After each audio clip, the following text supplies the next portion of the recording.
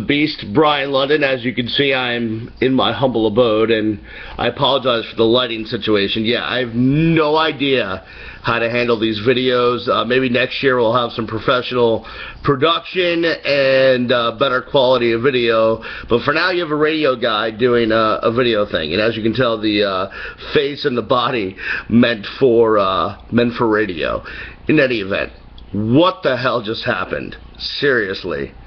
Miami just lost to Pitt.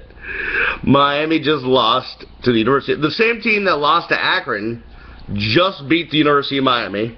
Miami just finished the season 6-6. In most big-time college programs, 6-6 gets you fired. I don't know what's going to happen here. You know, leading up into this game, Blake James, told Barry Jackson that Al would be here next year, but 6-6, I'm sorry, you got to look at all options. Things are not trending in the right direction. In the post-game press conference, and you'll hear it over the next few days, and I'll be posting the videos over the next few days. I asked Al, is this team, more talented than 6-6? And really couldn't answer the question. I asked Al, what do you tell recruits now? He didn't want to answer the question. Talked to Denzel Perryman. Denzel said the team has been complacent. It's not a word you want to hear from a football player heading down the stretch in the season. I don't get it. I don't understand it. I mean, this team is certainly talented enough.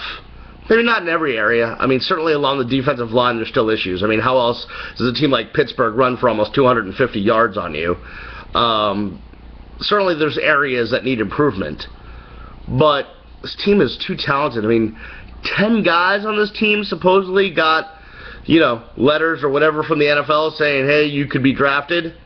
10 guys, second most in the country to FSU. And you go out and give me a 6-6 season? I don't understand it. I mean, in the past, when Miami has not played well, you could say, or not performed well in the season, you could say, we're just not talented enough. There's not enough guys there. You got Lance Leggett ducking away from footballs. You got Kirby Freeman slipping and sliding, trying to make passes. That's not the case with this team. This team is certainly talented enough. I thought it was talented enough to win the Coastal. Instead, they tied for last in the Coastal. That's just unacceptable at the University of Miami. And, in the past, I could understand all the excuses. I got it. I understood it. Miami was ill-prepared to join the ACC. I got that. That lasted for a few years. Miami, made too many changes at offensive coordinator. Miami made too many changes with the coaching staff. Inconsistency. All of this stuff. I get all that. I got all of it, and I stuck with it. But I think I've reached the point where I'm done with it. At this point, probation, schmobation, Shapiro, Babira, I don't care anymore. 6-6 is unacceptable in 2014 for the University of Miami. This just is. Especially with that much talent. I mean, I'm looking at Denzel Perryman, Duke Johnson, Clive Walford. I'm looking at those are NFL players.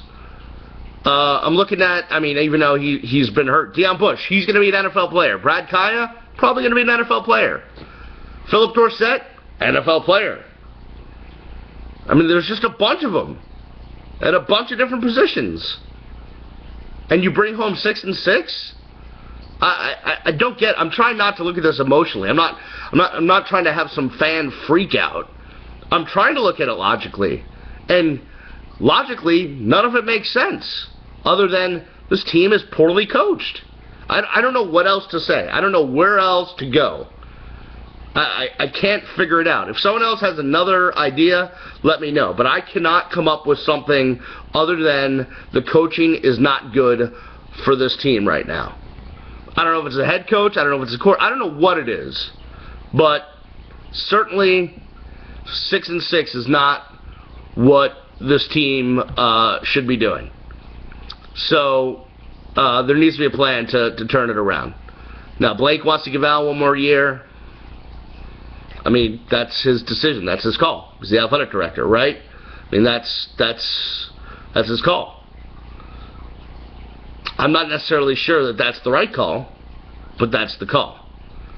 We'll see what happens. I mean, you know, guys like Shane McDermott are saying after the game, you know, Miami hasn't won a bowl game in 8 or 9 years. That would, you know, we'd like that to be our goal.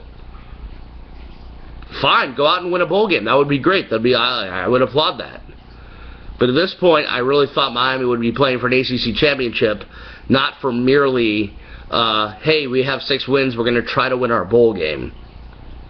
It's just, it's maddening is what it is. Completely, 100% maddening. So, listen, I know your frustration out there. I get it. I feel it. I see it on Twitter. I see it all over the place. And really, the only way you can make listen, you can hit me on Twitter or call the sports shows or whatever you want to do. The only way that you are going to make yourself heard is if you don't renew your season tickets, if you don't renew your donations, if you, you know, email the athletic director, if you write a letter, whatever it takes. That's how you make yourself heard. You know, hitting me on Twitter or in the hallway of the club level or what have you is going to do really nothing for you. So, changes made with money in college football. Either someone's going to have to come up with a buyout, or lots of people are going to have to cancel their donations and season tickets. Because one way or the other, the only way a change is made is money. Otherwise, it's status quo. That's the way it goes in college athletics. I leave you with this. Saw a bunch of NFL talent on a football field tonight. They got beat by a team that was beat by Akron. That's what you saw. Alright, I've got a lot of thinking to do over the next 24 hours. I've got a lot of work to do. I need to write a column. That'll probably come tomorrow, which is Sunday. So, depending on when you're watching this, maybe the column will be out already. I have to cut up some videos I took from after the game. A bunch of sound that we have.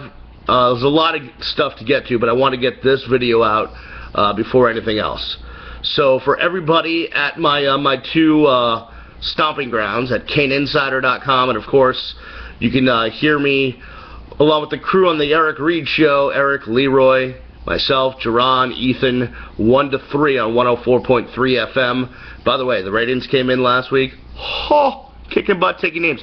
Unlike the Miami Hurricanes, we, the ticket, are dominating, which is good to know. Not even close.